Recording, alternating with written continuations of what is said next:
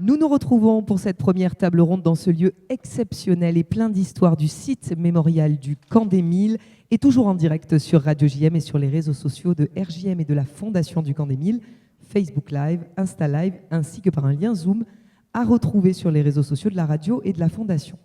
Une première table ronde sur le thème de la mémoire, l'histoire du Camp des Milles montre jusqu'à quelles horreurs peuvent conduire les extrémismes et en particulier les extrémismes identitaires. Ceux-ci sont à nouveau à l'œuvre aujourd'hui, y compris dans la violence terroriste, comme l'ont rappelé le pogrom du 7 octobre 2023, mais aussi l'assassinat de Dominique Bernard le 13 octobre 2023, l'assassinat également de Samuel Paty, évidemment, en 2020. On s'en rappelle tous. La mémoire des victimes violentées ou assassinées, ou encore nos otages, nous oblige aujourd'hui à réfléchir et à agir ensemble. J'ai le plaisir d'accueillir dans cette première table ronde Alain Chouraki, bonjour. Vous prenez le micro quand vous entendez bien. Vous êtes président fondateur du site mémorial du Camp des Milles. Est-ce que le micro de M. Chouraki fonctionne? Oui. Il fonctionne bien, tout va bien. Je le rappelle, vous êtes président fondateur du site mémorial du Camp des Milles, directeur de recherche émérite au CNRS et co-organisateur de notre événement. Bonjour et bienvenue chez vous, j'ai envie de dire. Merci. Parmi nos invités de cette table ronde, il y a également Valérie Dufayet, bonjour. Bonjour. Vous êtes professeur de philosophie dans un lycée marseillais. Nous avons l'honneur de recevoir Aurélien Viers, bonjour. Bonjour. Vous êtes directeur de la rédaction du journal La Provence, vous nous faites l'honneur de votre présence. Et enfin Jean-Jacques Zénou, bonjour. Bonjour Laura. Vous êtes co-organisateur de cet événement et président de la radio juive de Marseille. Je vais commencer par donner la parole à Alain Chouraki, président fondateur du site mémorial du Camp des Milles. Alain, en tant que pilote de ce lieu mémoriel, quel est votre état d'esprit et surtout le message que vous souhaitez porter aujourd'hui, un an après les attaques terroristes du Hamas en Israël? Eh bien, d'abord, en tant que responsable de ce lieu, effectivement, je souhaite accueillir chacune et chacun de ceux qui ont d'abord œuvré de façon déterminée et efficace à ce que cette réunion interculturelle et interculturelle puisse avoir lieu, en particulier les équipes de RJM et les équipes du Camp des Milles. Remercier aussi ceux qui sont présents, les intervenants qui souvent ont été prévenus au dernier moment, mais qui n'ont pas hésité à venir nous rejoindre. Mon état d'esprit, avant tout, c'est la satisfaction que cette réunion, que cette journée puisse se tenir. Parce qu'il n'était pas évident que lors de ce sombre anniversaire, chacune et chacun accepte, partage cette volonté de prendre du recul, de maintenir ou de développer, d'approfondir des liens de fraternité. Il n'est pas évident, en ce jour douloureux, de mettre en avant des valeurs positives comme la fraternité, comme la paix sociale. Et du coup, encore une fois, ma satisfaction de tous ceux qui ont bien voulu contribuer à cette journée, par intervenants nationaux ou régionaux, ma satisfaction est très grande. Le site mémorial du Camp des Milles, la Fondation du Camp des Milles, ont pour vocation de prendre du recul sur les événements, même sur l'histoire, et d'essayer d'avancer dans l'éducation à la citoyenneté, dans la vigilance démocratique, parfois dans l'alerte démocratique. Et il est clair que l'histoire que nous portons ici est une histoire, et l'histoire des conséquences d'un extrémisme identitaire, d'un extrémisme raciste et antisémite, celui des nazis, celui de leurs complices vichistes. Et du coup, il était, je crois, important que nous marquions à quel point aujourd'hui encore l'extrémisme identitaire et sa forme terroriste, qui est sa forme la plus extrême en quelque sorte, il était important pour nous de mettre en avant cette inquiétude que nous avons et qui a été concrétisée par, d'une part, les horreurs du 7 octobre, le plus grand attentat terroriste dans notre histoire, en dehors des Twin Towers, et aussi de prendre pour symbole du terrorisme qui nous frappe aussi en France, l'assassinat des enseignants Samuel Paty et Dominique Bernard.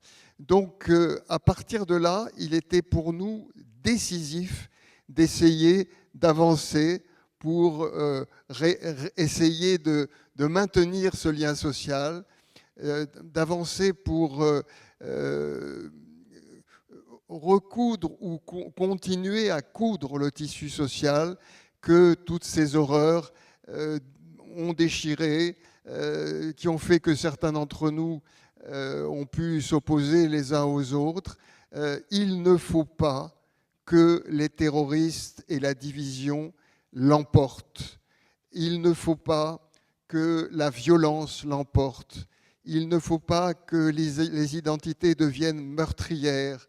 Il faut au contraire que notre implication dans les différents conflits qui peuvent exister, que notre implication serve à construire, y compris à partir des ruines et des difficultés, plutôt qu'à ajouter du feu. Voilà, et c'est la raison pour laquelle, encore une fois, le Camp des Milles a décidé depuis 1 an déjà de prendre comme axe de travail cette année la notion de réparation. Réparer le tissu social avant qu'il ne se déchire complètement. Quelle plus belle transition, Alain Chouraqui, d'accueillir Denise Grill juste à vos côtés. Prenez un micro, s'il vous plaît. Donc, je rappelle, vous êtes professeur émérite à l'Université d'Aix-Marseille, membre de l'Institut de recherche sur le monde arabe et musulman, et vous exercez comme imam à Aix-en-Provence. Bonjour et bienvenue dans cette table ronde si importante, suite aux mots d'Alain Chouraqui, le président fondateur du Camp des Milles. Bienvenue à vous. Merci, excusez un peu mon retard. Je vous en prie. Alors justement, j'aimerais rebondir sur ce que vient de dire Alain Chouraqui. Comment, Denise Grill, promouvoir aujourd'hui la fraternité dans notre pays, malgré les tensions au Proche-Orient? Bien. Alors, moi je suis parti, comme c'était prévu, de la... Alors, je précise d'abord que vous m'avez présenté comme universitaire, mais ce n'est pas en tant qu'universitaire que je parle, c'est en tant que, d'abord que citoyen, et que croyant, et spécialement engagé dans le dialogue interreligieux. Voilà. Donc c'est à ce titre-là que je parle, non pas en tant que représentant d'université, où là, ça serait un autre... Voilà, alors, si vous voulez, moi je suis parti de l'idée de la question de la mémoire, si vous voulez, puisque c'est le thème de cette table ronde. Le titre de la table ronde. Et quand on évoque un événement tragique qui a eu lieu en Israël, et un assassinat qui s'inscrit aussi dans un contexte qui est au départ extérieur à la France, en fait. On ne peut que constater que la France est, au fond, est devenue une caisse de résonance de ce qui se passe dans le monde. Alors ça me concerne évidemment personnellement, le monde arabe et musulman en particulier. Et voilà, et que c'est des événements qui touchent évidemment toutes les composantes de la société française, dont certaines sont évidemment liées, soit à Israël, soit au monde arabe musulman. Donc voilà, pour réfléchir effectivement à la réparation, il faut tenir compte de ces implications, je pense. De ces implications. Et tous ces événements terribles, ils s'inscrivent tous dans une histoire, et donc dans une mémoire. Et ce sont des mémoires conflictuelles, douloureuses, anciennes, actuelles, et qui menacent, comme on l'a dit, effectivement, qui fragilisent terriblement le tissu social de notre société et les relations entre les individus et les communautés en même temps. C'est vrai qu'après le 7 octobre, c'était plus difficile pour moi de parler avec... Enfin, on ne l'abordait pas en tout cas. On plutôt. C'est ça le silence. Le silence est dangereux. Hein. On n'ose pas blesser l'autre, hein, en abordant une question difficile. Mais ce silence, il n'est pas, voilà, au fond, il ne fait que recouvrir une plaie douloureuse. Hein, il ne la soigne pas. Voilà. Et donc, alors si vous voulez, j'ai hésité un moment, comme je dis, à participer à cette rencontre, parce que je me suis dit, mais on ne parle que d'un côté. Au fond, hein, il y a il y a l'autre côté, hein, où les événements sont aussi tragiques et sont même d'une certaine manière sans commune mesure aussi. Nous les avons présentés aussi, vous n'étiez pas encore là, mais on a parlé évidemment des nombreuses victimes de cette guerre. Et ces mémoires, si vous voulez, elles menacent effectivement les liens entre les individus et les communautés. Et elles sont aussi alimentées par les médias. Hein. Chacun a ses médias, hein, qui a son discours. Hein. Et le problème, effectivement, c'est que chaque communauté s'enferme, hein, dans sa mémoire. Hein, et en ignorant celle de l'autre. Et voilà, et si on continue comme ça, c'est sûr que le tissu social, la déchirure du tissu social va s'aggraver. Donc c'est la question, effectivement, c'est comment penser ensemble, voilà, ce qui s'est passé. Comment penser ensemble, comment confronter ces mémoires, qu'il faut bien les confronter, et les analyser.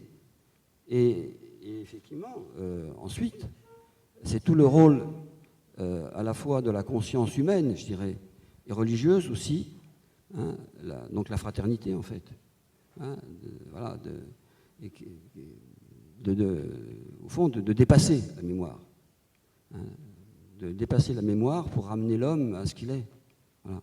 Et voilà, et quel rôle les religions aussi peuvent jouer dans ce retissage, hein, dans cette réparation.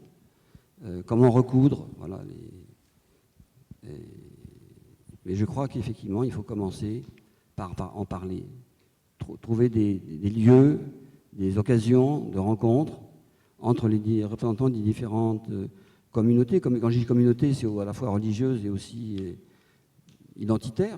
Elles ne sont pas seulement religieuses. Et il y a un travail, mais bon, c'est difficile. C'est difficile, il faut en avoir conscience, mais comment œuvrer, voilà, à la rencontre des consciences, voilà, pour qu'elles se retrouvent sur leurs valeurs communes, au fond. J'aimerais rebondir sur ce que vous dites, Denis Grill, avec peut-être Aurélien Viers. Vous êtes directeur de la rédaction du journal La Provence. Vous avez, j'imagine, mesuré l'impact du conflit dès le lendemain des attaques du 7 octobre, ici, dans notre région, avec des manifestations, des hommages, bien sûr, des différences d'opinion. Comment, en tant que directeur de la rédaction de La Provence, vous avez réussi à relater ces divergences avec le plus d'impartialité possible et surtout sur la durée, parce que ça dure depuis 1 an? Oui, bonjour et merci à Radio JM pour l'invitation ainsi que le Camp des Milles. Effectivement, c'est un défi tous les jours de faire ce travail, de relater les faits en toute objectivité, impartialité, équilibre. Alors, il y a des moments, après le 7 octobre, on était dans la stupeur, il fallait raconter l'horreur, ce qui s'était passé. On a envoyé un reporter, 2 reporters même, pendant une semaine, sillonner Israël, pour comprendre le traumatisme, ce que c'était 1200 morts à l'échelle d'un pays de 10 millions d'habitants. Je crois que si on ramène ça à la France, ça nous fait plus de 200 000 morts, donc c'est un traumatisme collectif incroyable, le plus grand pogrom depuis la Seconde Guerre mondiale. Donc on a beaucoup raconté cela dans notre journal, on continue à le faire. Aujourd'hui, on consacre 4 pages, de nouveau avec un envoyé spécial en Israël. Il n'y a pas beaucoup de quotidiens régionaux qui envoient des reporters pendant plusieurs jours en Israël pour raconter le traumatisme de la société israélienne, les plaies béantes qu'ont laissé les massacres du 7 octobre dans le pays, et puis la question des otages qui divisent le pays. Pour répondre à votre question, à Marseille notamment, c'est pas évident. C'est la seule ville en France à avoir une manifestation par semaine pro-palestinienne. Donc il y a un fort sentiment pro-palestinien en ville. Et on a raconté ça, on a raconté ces manifestations qui dénonçait les bombardements, les morts de civils, plus de 40 000 depuis le début du conflit. Et puis on a raconté aussi la peur des Juifs de France, et à Marseille et en Provence, la Provence est aussi diffusée dans le Vaucluse, dans les Alpes de-Haute-Provence et dans toutes les Bouches-du-Rhône. Il y a, je crois, la 3e plus grande communauté juive de France. Et donc on a raconté ça, notamment quand à Montpellier, il y a eu cet attentat, heureusement, à moitié raté contre la synagogue, qui aurait pu être beaucoup plus meurtrier. On a titré, il y a 3 semaines, « La peur des Juifs de France », pour raconter également cela, la peur qu'on nous raconte, qu'on a raconté dans la Provence, quand on emmène ses enfants à l'école, quand on se promène dans la rue avec une kippa, cette peur que ressentent nos concitoyens au quotidien, avec ces actes antisémites qui ne sont pas résiduels, comme certains leaders politiques l'ont dit, affreusement, mais qui sont là au quotidien. Pour la première fois depuis la Seconde Guerre mondiale, on a franchi le millier d'actes antisémites en France en une année. Ça représente la majeure partie des actes racistes et antisémites en France. Donc on raconte cela aussi au quotidien, en essayant à chaque fois de relater les faits le plus objectivement possible. C'est un challenge, j'imagine, de tous les jours. On va passer la parole à Valérie Dufayet. Je le rappelle, vous êtes professeure de philosophie au lycée Provence à Marseille. Le terrorisme est au cœur de cette matinée d'échange et j'aimerais vous interpeller, évidemment, sur le sort de Samuel Paty et Dominique Bernard, que nous n'oublions pas, professeurs et victimes eux aussi du terrorisme ici, sur notre sol en France. Comment le 7 octobre, selon vous, fait écho à ce qu'il s'est passé en France pour ces 2 professeurs? Je vous remercie. Peut-être avant de répondre sur Samuel et Dominique, déjà vous remercier d'être là. Je ne suis pas là en tant que professeur en université ou au lycée, je suis là en tant qu'adulte citoyenne qui est en relation avec des jeunes lycéens et des jeunes étudiants depuis 25 ans. Et il y en a ici aujourd'hui et je parlerai aussi un peu en leur nom. Il y a un grand chaos, il y a un chaos d'incompréhension dans lequel les extrêmes se servent des idéologies pour interpréter la réalité. On est aussi dans un monde de l'image, les jeunes le vivent et le subissent, c'est-à-dire des images qui se succèdent sans signification particulière ou des significations contradictoires. Donc je dirais que notre première mission en tant que citoyen, tous, et Aurélien, vous le dites, c'est de revenir aux êtres humains, vous l'avez dit, et aux faits. Voilà, ce qui se passe et à qui et pour qui ça se passe, pour éviter effectivement toutes ces idéologies meurtrières. Donc la première chose, c'est ça, c'est de revenir à une perception plus juste de la réalité et dans sa complexité. Je crois qu'il ne faut pas avoir peur de cette complexité. Et on souffre de simplification meurtrière, on va dire d'amalgame. Lorsque Jean-Jacques m'a proposé de vous rejoindre, il m'a donné le déroulé de cette matinée et j'ai été touchée par le lien avec la vie. Voilà, la mémoire, la solidarité, la réparation. Je lui disais, c'est exactement ce que fait une cellule humaine ou une cellule vivante dans un corps. Voilà, elle a une mémoire, il y a une mémoire cellulaire, il y a une solidarité entre les cellules. Si chaque organe, chaque cellule se met à fonctionner de son côté, il n'y a plus de corps humain, il n'y a plus d'unité, on va dire. Et la réparation, on en a besoin parce que chacun d'entre nous, dans nos vies, on connaîtra des accidents, des blessures, des attaques qui feront que nous devrons garder l'intégrité et la santé de notre corps. Et je crois que notre vivre ensemble, il est là, dans cette idée d'unité et que nous devons réparer ensemble.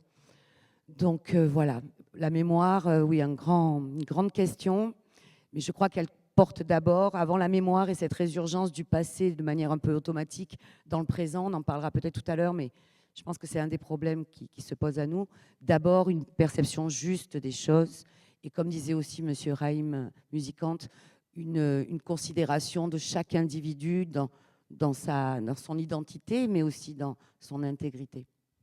On va revenir du coup à ces 2 professeurs et à l'hommage qu'on souhaite aussi leur porter, Dominique Bernard et Samuel Paty, et ce lien que l'on souhaite faire aussi aujourd'hui sur la thématique du terrorisme. En quoi, justement, je vous repose la question, ce 7 octobre fait écho à ces attaques terroristes qui ont eu lieu sur le sol français, selon vous? Est-ce que vous pouvez préciser ce que vous entendez par écho? Disons, quel impact, entre guillemets, on a tous été traumatisés par les assassinats de ces 2 professeurs. au sein même de leurs fonctions, dans leurs établissements, aux abords de leur établissement. J'aimerais comprendre comment aujourd'hui certains Français se sentent autant touchés par les attaques terroristes du 7 octobre qui ont eu lieu en Israël, selon vous. Comme je vous disais, il y a cette impression de... Alors, je ne parle pas du sentiment d'insécurité, je parle vraiment de la possibilité de la violence extrême et constante. Voilà, je vous parle encore des jeunes, hein, mais on le vit à Marseille, on le vit... on est au-delà du fait divers, on est dans l'idée d'une humanité en danger. On n'est plus simplement dans une question de la violence de l'un fait à l'autre. On est dans une remise en cause de notre humanité même. Je pense qu'au-delà de nos diversités religieuses, culturelles, nationales, ce qui s'est passé le 7 octobre, c'est une humanité en danger. Je crois qu'il est largement temps de comprendre que nous sommes tous engagés.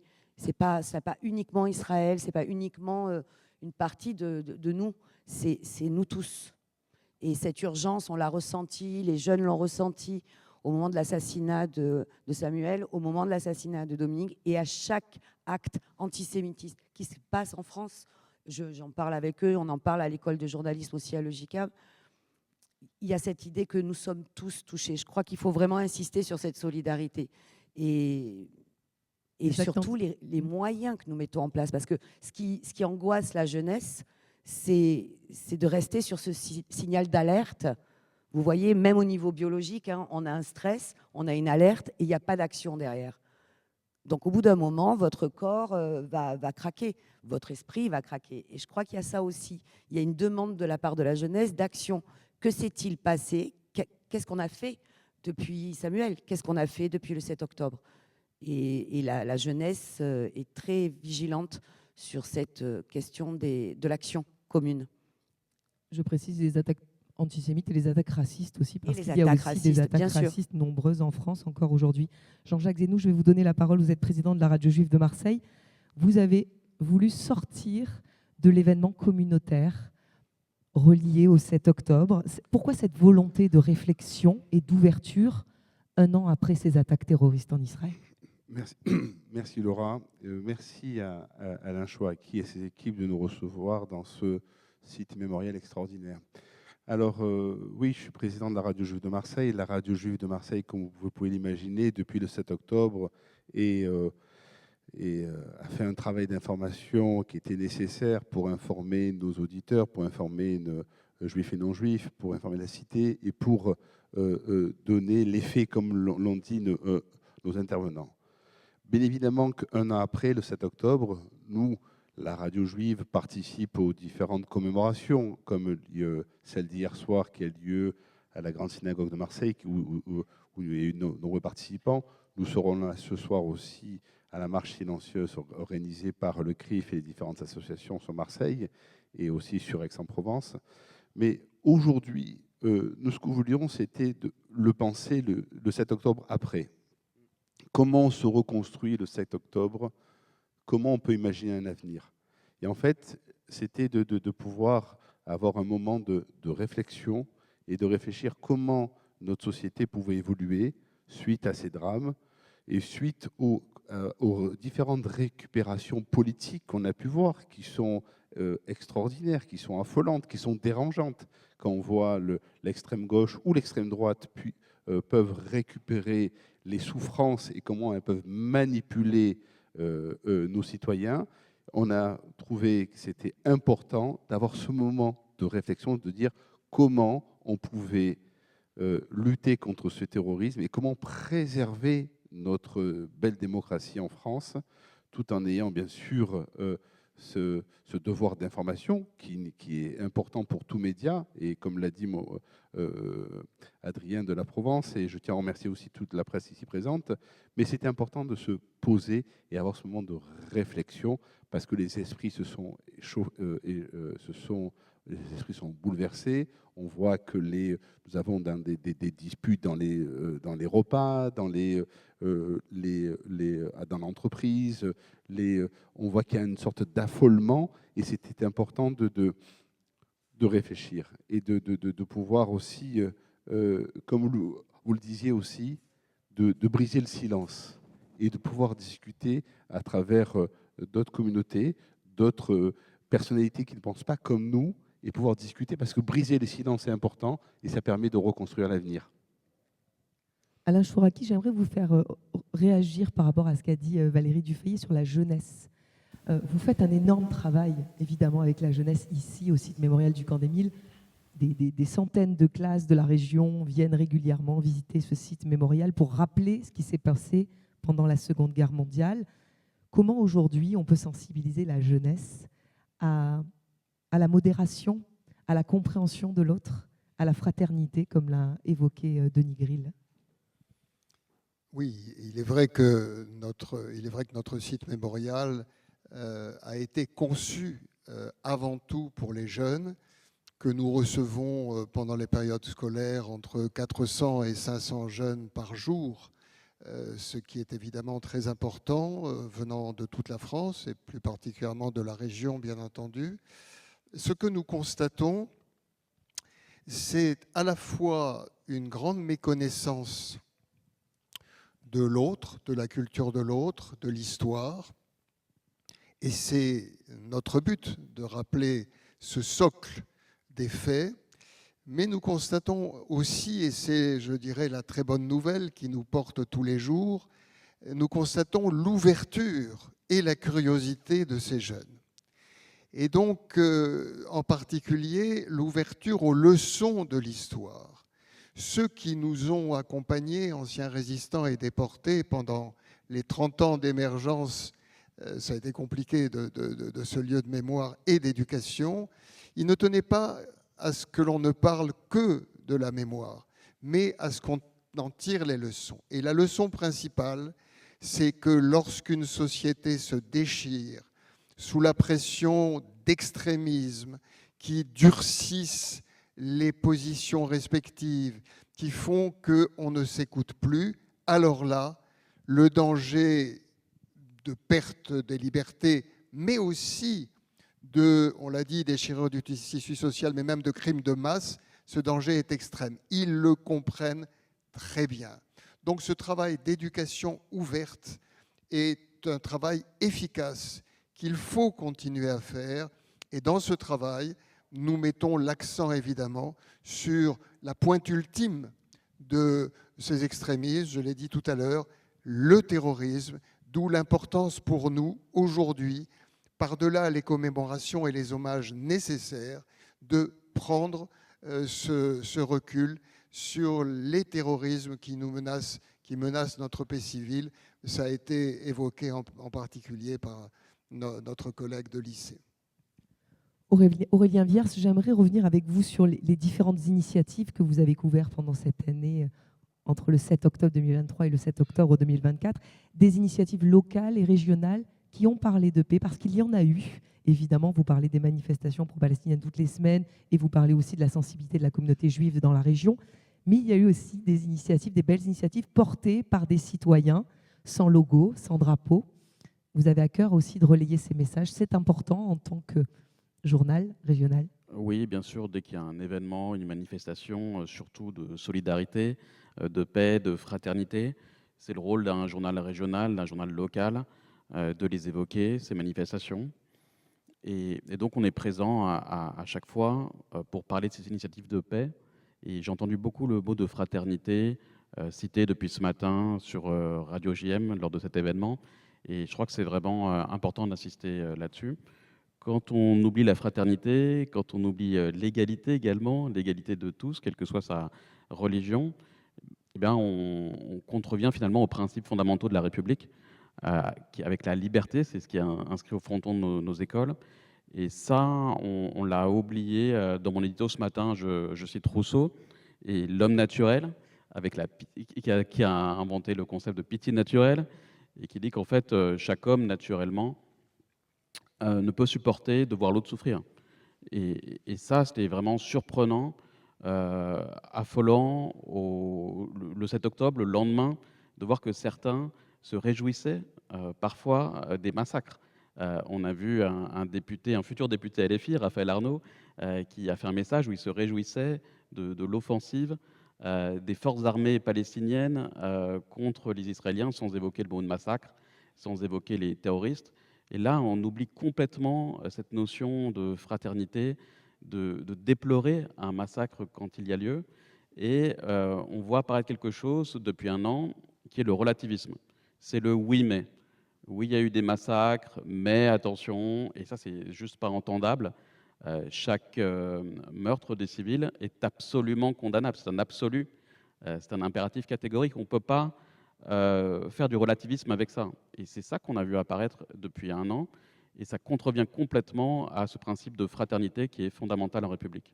Et puis les réseaux sociaux n'ont pas aidé aussi à cela, puisqu'effectivement chacun donne son avis et relaie parfois des fake news. Vous, j'imagine que vous luttez contre ces fake news régulièrement en tant que directeur de la rédaction. Ça doit être l'un de vos chevals de bataille, j'imagine. Oui, tout à fait. Quand on ne se met pas d'accord sur les faits, en démocratie, c'est complètement dangereux, ça sape complètement la démocratie. Et le devoir de la presse, c'est justement de vérifier, et quand il y a des rumeurs qui s'installent, de les contrebalancer. Ce qu'on a fait, ou ce qu'on n'a pas fait, après le 11 septembre 2001, c'était les débuts du web. Ça n'existait quasiment pas. Les tout premiers directs sur les sites Internet ont été inventés le 11 septembre 2001. C'était encore très balbutiant. Et on a complètement laissé prospérer les théories du complot sur le 11 septembre 2001 sans réagir. Et là, on ne parlait pas de fake news, on ne parlait pas de complotisme, c'était sous-jacent. Et maintenant, vous avez des sondages où en France, en Allemagne, il y a un quart des jeunes Français ou jeunes Allemands qui pensent que le 11 septembre 2001 a été fomenté par les Américains eux-mêmes pour tuer 3000 personnes, ce qui est complètement absurde. Et en fait, on a laissé cours à tout ça, ça s'est propagé sur des blogs, sur des forums. Et c'est après ça qu'on s'est dit, il faut réagir, il faut faire quelque chose et lutter, pas contre tous les messages, parce qu'il y en a beaucoup, des messages complotistes, mais ceux qui se relaient, ceux qui se propagent, il faut absolument raconter pourquoi c'est faux. Alain Chouraki, vous vouliez rebondir sur ce que disait Aurélien Viers. Oui, deux choses. La première, concernant les fake news, signaler que nous avons inauguré il y a quelques jours une grande exposition sur les fake news précisément, en soulignant ce qui vient d'être dit, que la vérité est un repère et que brouiller les vérités, faire que l'on ne sache plus où l'on en est, ce qui est vrai, ce qui est faux, est évidemment contribue à la perte de repères qui est elle-même à la base de crispation. On ne sait plus ce qui est bien, ce qui est mal, etc. Et du coup, on recherche des repères forts. Ça a été le cas avant l'Allemagne nazie, ça a été le cas dans d'autres occasions.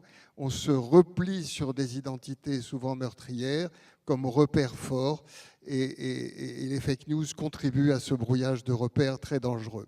Je voudrais aussi saluer dans la salle la présence de Léo Purguette qui représente la Marseillaise, qui est le directeur de la rédaction de la Marseillaise. Merci d'être présent. Et aussi la présence d'étudiants de l'Institut européen de journalisme que je remercie aussi. Je vais donner la parole à Valérie Dufayet justement pour rebondir sur cette thématique des fake news sur Internet. J'imagine que vous aussi, en tant que professeur de lycée, vous êtes confronté à ces problèmes de fake news, de rumeurs. Mais on va revenir à cette thématique du 7 octobre. Comment parler aujourd'hui à des jeunes de ce qui s'est passé le 7 octobre en Israël? Est-ce que c'est possible aujourd'hui de parler de terrorisme sans un lever de bouclier? Oui, c'est tout à fait possible. Dans un premier temps, je crois qu'il faut prendre distance par rapport aux réseaux sociaux, par rapport à la violence des images. Donc les jeunes ont besoin d'un temps de réflexion à part. Moi, ma solution, j'ai envie de dire que j'ai trouvé pour l'instant, c'est de les ramener vers l'Antiquité, vers la tragédie, vers l'histoire, pour leur faire comprendre que celle-ci ne se répète pas. Ce n'est pas vraiment une répétition, mais c'est plutôt, comme je vous le disais tout à l'heure, des moments de l'histoire qui vont concerner quelques-uns d'entre nous, beaucoup d'entre nous, mais qui engagent toute l'humanité à chaque fois. Je crois que c'est important qu'ils le comprennent.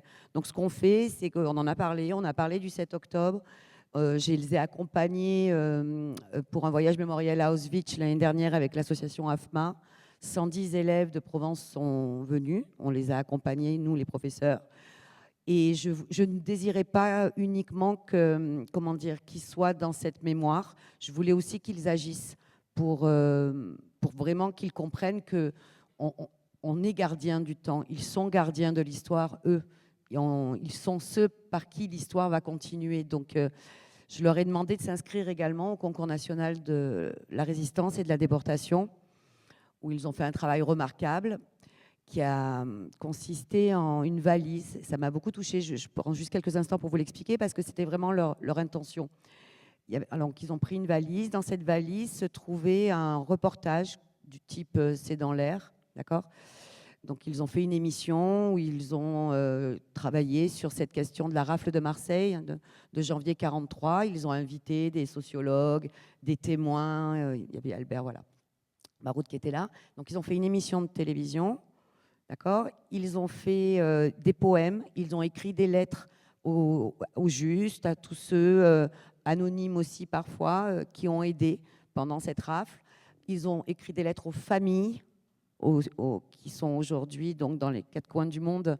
Ils leur ont véritablement écrit, ils ont envoyé les lettres en disant on a découvert le passé, l'histoire de votre arrière-grand-père, de votre grand-mère, etc.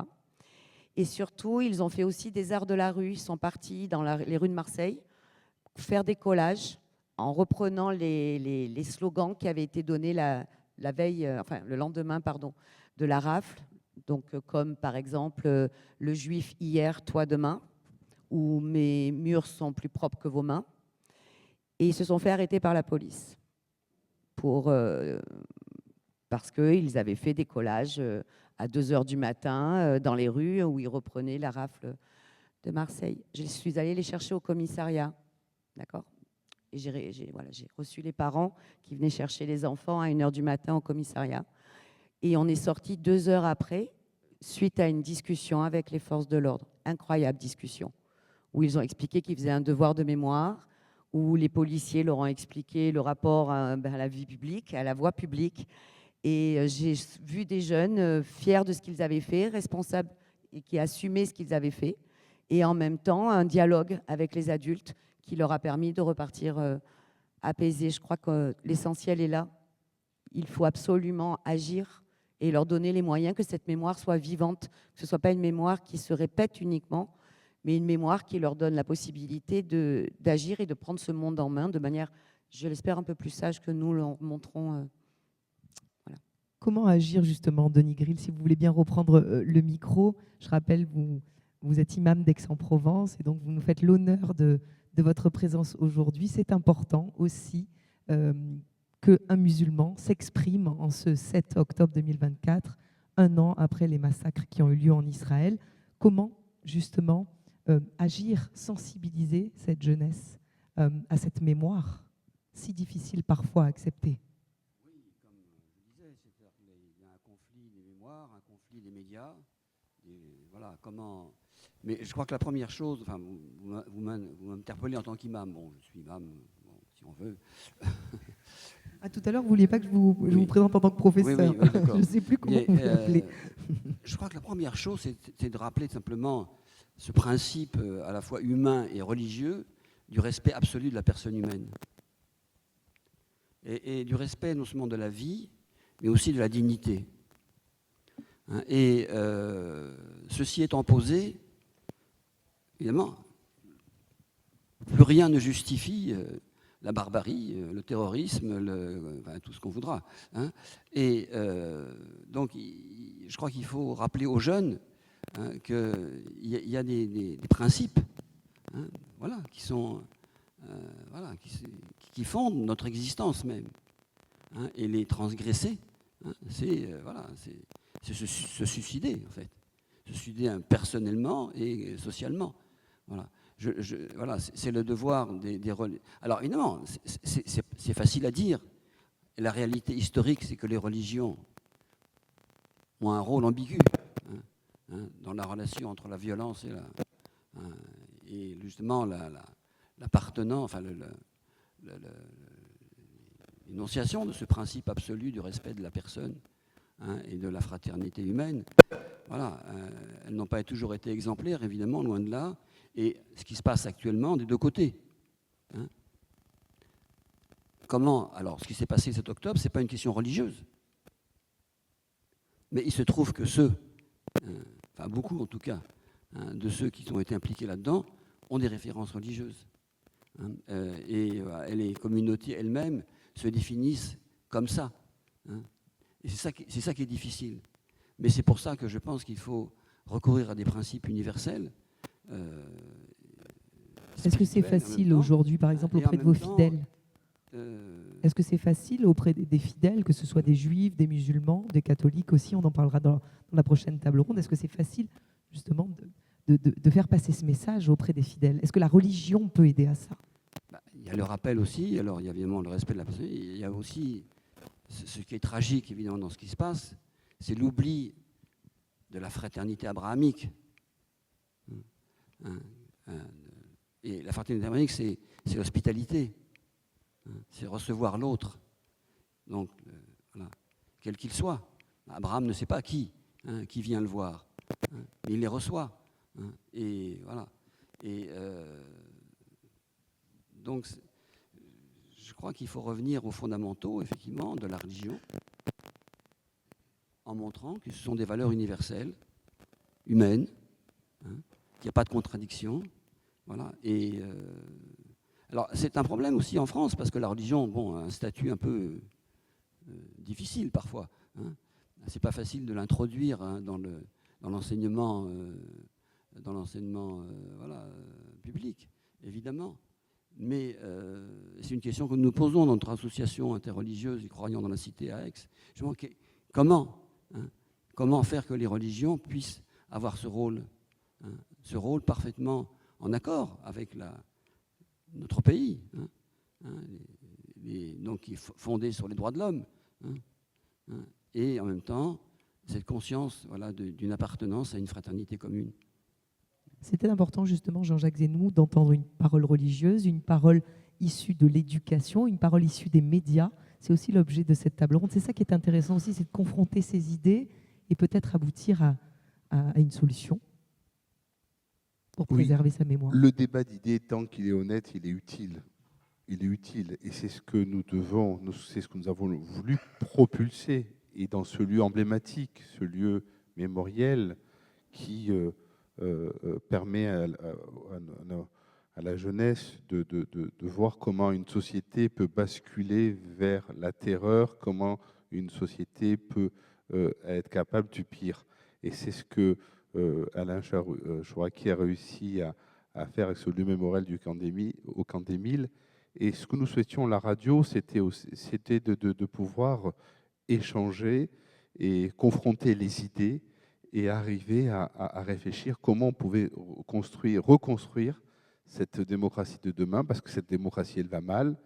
On l'a bien vu dans les dernières élections, échéances électorales, où comment le politique s'accapare de manière, dans les extrêmes, ce sujet, et comment elle est capable de manipuler des pans de la société. Et nous, Radio JM, qui existe depuis plus de 40 ans, nous avions un devoir de responsabilité. Et ce 7 octobre, ce jour-là, il me paraissait important d'arriver à aller plus loin, savoir comment on pouvait reconstruire nos sociétés et pouvoir écouter les uns et les autres, des avis différents, mais des avis avec des débats d'idées qui soient honnêtes, qui ne soient pas pervertis, comme on a pu voir ces derniers temps, malheureusement, par certains leaders politiques qui manipulent la société. Et nous, on le voit bien même dans notre communauté, on le voit dans nos synagogues, on le voit dans nos amis, comment les esprits se sont échauffés, comment les esprits, comme les gens commencent à raconter n'importe quoi. Donc il est important de se poser, de s'écouter et de pouvoir savoir comment on pouvait construire demain sans se trahir sur ce que nous sommes, sans trahir la mémoire que nous avons pu vivre, sans oublier les tragédies, mais parce que après la guerre, il y a la paix. Et quelle paix quelle société nous pouvons proposer à la jeunesse qui va arriver. Et c'est important d'avoir des enseignants, des universitaires, et c'est important de le faire ici, au Camp des Milles, qui est ce lieu emblématique pour pouvoir penser l'avenir. Quelle société pour demain, Alain Chouraqui? Je vous laisse la parole. vaste question, bien sûr. Je crois que rien n'est écrit. Peut-être vais-je en froisser certains, mais je crois que rien n'est écrit parce que je crois que dans la plupart des spiritualités comme des philosophies, l'homme construit son présent et son avenir au jour le jour, que rien n'est décidé, que le combat n'est à la fois jamais gagné, mais jamais perdu non plus si on le mène, et qu'il faut le mener sans l'espoir absolu de terrasser les peurs de l'autre, les haines, les enfermements, mais avec non seulement l'espoir, mais la conviction et le constat à partir de l'histoire que cette attitude volontariste peut faire reculer le mal, peut faire que lorsque nous sommes sur une ligne de crête comme aujourd'hui, eh bien, on ne bascule pas et qu'au contraire, on puisse utiliser la crête pour aller plus haut. C'est un peu ce que nous essayons de faire aujourd'hui. Je voudrais ajouter un mot en disant qu'il faut, auprès des jeunes en particulier, travailler non seulement sur l'émotion qui est décisive, y compris dans un lieu comme ici, et ça donne des repères, hein, un lieu concret comme cela, mais aussi, bien sûr, travailler sur la compréhension. Et c'est la raison pour laquelle, par exemple, sur l'exposition Fake News que nous évoquions il y a un instant, il y a des ateliers qui accompagnent les visiteurs et les jeunes visiteurs pour aller plus loin. D'une façon générale, les visites des jeunes ici se font avec des ateliers complémentaires à la visite pour aller plus loin, pour que les jeunes puissent s'exprimer, pour que nous nous adaptions à cela. Et nous voyons que, aussi bien pour les visites que pour nos travaux ou nos actions, y compris dans toutes les prisons de France, auprès de publics très, très divers, des hauts fonctionnaires jusqu'aux jeunes de certains quartiers, cette approche-là, qui est à la fois nourrie de connaissances et qui s'appuie sur une histoire douloureuse, cette approche-là est efficace. Il faut continuer à la mener. Denis Grill, je vais vous redonner la parole. J'aimerais que vous preniez le micro pour délivrer le message que vous avez envie de délivrer ce matin. Peut-être un message de paix, un message d'espoir, parce que j'ai l'impression quand même qu'à travers cette table ronde, ça redonne un petit peu du baume au cœur en ce lundi 7 octobre 2024. Les paroles font du bien. Qu'est-ce que vous avez envie de dire aux auditeurs, aux auditrices de Radio JM, à tous ceux qui nous regardent ce matin? Que j'ai envie de dire, c'est pas facile. C'est pas facile. Je crois que c'est facile de d'énoncer de grands principes, mais arriver à écouter l'autre, voilà. C'est ça la grande question. Et la question, évidemment, c'est comment susciter des lieux de rencontre, des occasions de rencontre, mettre ensemble des jeunes en particulier, hein, qui sont chacun dans leur image, hein, de l'autre. Hein. Comment les faire se rencontrer, hein, et évoquer ces questions. Parce que si on revient au point de départ, la question du terrorisme, il faut expliquer ce que c'est le terrorisme, d'où ça vient. Parce qu'il y a le terrorisme des individus. Bon, le cas, par exemple, de l'assassinat de Dominique Bernard. Bon, ça, c'est un jeune fanatisé. Hein. Il y a le 7 octobre, c'est encore un autre type de terrorisme. Hein. Et il y a le terrorisme des États aussi. C'est la réalité. Pourquoi il y a d'où vient le terrorisme? C'est souvent des gens qui n'ont pas l'autre. Alors, ce n'est pas une justification, bien sûr, du terrorisme en donné, mais il y a des explications historiques. Il y a des moments où les gens ne peuvent agir que de manière folle, parce qu'ils sont mis dans des situations telles, effectivement, qu'ils ne trouvent plus le moyen de se faire entendre, de se faire reconnaître. Voilà. Et Ça, je pense que ça, ce n'est pas un discours pour les jeunes, mais c'est là que l'analyse historique, effectivement, est importante. Revenir sur les faits, les expliquer et montrer que, effectivement, tout ça est dû, effectivement, au non-respect des valeurs fondatrices de notre humanité. Nos valeurs religieuses aussi, puisque beaucoup, évidemment, ont soit une foi, soit au moins une culture religieuse qui sont concernés par tout ça. C'est important, je pense, voilà, de rappeler ça. Voilà, de rappeler ça. Voilà, et que les hommes sont frères. C'est le message du Coran. Ils sont tous nés d'un homme et d'une femme. Voilà. Voilà. L'histoire d'Adam, alors ça pose problème parce que ça semble pas très scientifique, mais c'est le rappel simplement que nous sommes tous nés d'un homme et d'une femme. Nous sommes frères, fondamentalement. Alors, en fait, la Bible pose le problème, puisque, voilà, après l'histoire d'Adam, il y a l'histoire de Caïn et Abel. Et moi, je voudrais évoquer quelque chose, un souvenir, si vous me permettez, si vous me donnez une minute. Bien sûr. Je me trouvais en Italie pour un colloque avec un collègue de l'Université hébraïque de Jérusalem, Uri Rubin, qui est un grand spécialiste du début de l'islam, un islamologue. Et c'était la première intifada. Alors, moi, je me suis permis de lui demander, mais comment vous vivez ça? Vous, en tant que Israélien, en tant que spécialiste de l'islam. Alors, il n'avait pas envie de répondre, mais il a haussé les épaules en disant Isaac et Ismaël.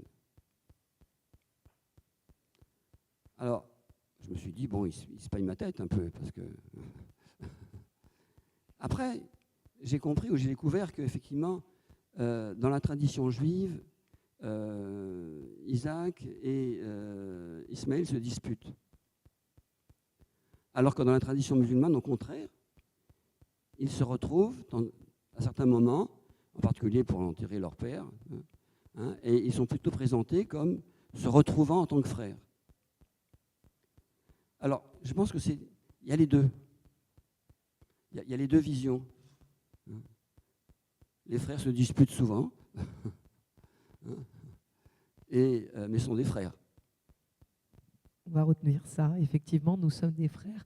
Valérie Dufayet, quel est votre message, le message que vous souhaitez adresser à vos élèves aussi qui se sont déplacés ce matin au Camp des Milles, et le message aux auditeurs, un message d'espoir peut-être pour la jeunesse que vous côtoyez au quotidien? Jeunesse ou ce qu'on est resté de jeunes dans nos vies à nous aussi, je pense qu'on a encore une grande responsabilité sur le monde qu'on leur tisse et qu'on leur laisse.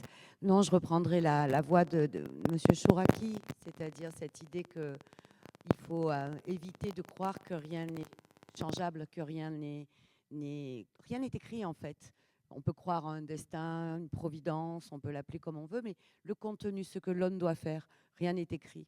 Donc, ne pas se laisser impressionner par ces idéologies qui nous laissent croire qu'il y a une voie toute tracée à réaliser, mais au contraire, se motiver, se prendre en main pour écrire ce futur. Il y a une phrase de Bergson qui est très belle, qui dit le futur n'est pas ce qui va arriver, mais ce que nous allons en faire. Je pense que, voilà, je pensais pour Bergson ce matin, et grand espoir aussi. Aurélien Vierce, vous avez également, vous aussi, une responsabilité dans cette mission, j'ai envie de dire, de fraternité, surtout ici, où Marseille Espérance prend forme aussi. On espère que c'est quelque chose qui va se relancer aussi très prochainement. Comment vous, en tant que directeur de la rédaction, vous pouvez aider, bien sûr, à parler d'information, parce que c'est votre métier, mais aussi à créer aussi de la cohésion entre les communautés, le bien vivre ensemble. On sait que dans la région, nous sommes dans un berceau de la mixité et on a envie d'en faire une richesse. Oui, dans cette ville cosmopolite qui est Marseille, où cohabitent plusieurs religions, c'est important de faire lien, de souder les communautés, de travailler sur la fraternité. Moi, je pense que depuis un an, le travail à faire le plus important, c'est sur l'antisémitisme, qu'il a toujours été prégnant depuis des milliers d'années dans la société française. Il prend de multiples formes. Là, il a pris cette forme surprenante d'être finalement attrapé par l'extrême gauche, qui était quand même assez déroutant, puisque ces valeurs d'humanisme, de fraternité, d'universalisme ont longtemps été portées par la gauche. Et même si à l'extrême gauche, dans les années 30, il y avait déjà eu des premiers pas en ce sens. Mais c'est le fait le plus surprenant de cette année, que ce flambeau de l'antisémitisme, entre guillemets, soit passé largement de l'extrême droite à l'extrême gauche, même si à l'extrême droite, il y a toujours bien sûr des relents et des retours en arrière toujours possibles et qui sont faits. Mais c'est surprenant, et depuis un an, de voir cette flambée de l'antisémitisme, alors même que le 7 octobre a rythmé cette année, le point de départ de cette année, ce massacre de 1200 juifs, ce pogrom, c'est vraiment la chose la plus surprenante qui soit arrivée. Et dès le 7 octobre, les autorités françaises ont été alertées, les autorités religieuses, le CRIF alerté sur des possibles résurgences d'actes antisémites, alors que la réplique de ça n'avait même pas commencé, ce qui est complètement fou.